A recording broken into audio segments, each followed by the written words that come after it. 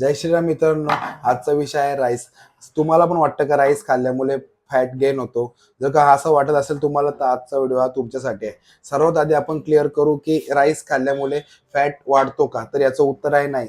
Fat कधी वाढतो? ज्या टायमाला आपण कॅलरी सरप्लस करतो, म्हणजे कुठलीही गोष्ट जास्त प्रमाणात खातो, त्या टायमाला आपला फॅट वाढतो. दुसरा गोष्ट असा की जर का आपण काही कॅलरीज बर्न करतच नाही, म्हणजे वर्कआउट नाही करत किंवा कोणतीच ऍक्टिव्हिटी करत नाही रेग्युलर लाईफमध्ये, आणि फक्त आपण कॅलरीज गेन म्हणजे खात जातो, त्या टायमाला आपला फॅट गेन होत जातो. तिसरा विषय असा की जर का आपल्याला फॅट लॉस करायचा असेल तर आपल्याला क्वांटिटीपेक्षा क्वालिटी मेंटेन करायची, म्हणजे तुमचा राईसचा पोर्शन पण तेवढाच पाहिजे, त्याच्यामध्ये प्रोटीन पाहिजेत आणि व्हेजिटेबल, या सर्व गोष्टी ज्या टायमाला आपण मेंटेन करून खातो त्या टायमाला आपला बॉडीमध्ये फॅट गेन होत नाही आणि मसल गेन चांगल्या प्रकारे होतात. जर का तुम्हाला फॅट लॉस करायचा असेल तर तुम्ही राईस खाऊ शकता, पण त्याचा एक प्रमाण आहे आणि त्या प्रमाणात आपण कॅल्क्युलेट करून जर का खाल्लं तर ते आपल्या बॉडीला योग्य प्रमाणात रिझल्ट देईल.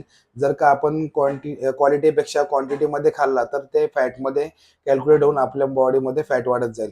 जर का तुम्हाला फॅट लॉस करायचे आणि जर का राईस कंट्रोल नसेल करता येत तर तुम्ही थोड्या प्रमाणात खाऊ शकता, पण त्याचा एक पार्ट आहे.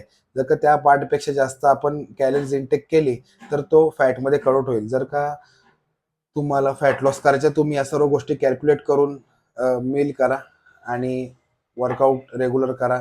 तुमच्या रेग्युलर लाईफस्टाईल चेंज करा, त्याने मला तुम्हाला रिझल्ट भेटेल. जय श्रीराम.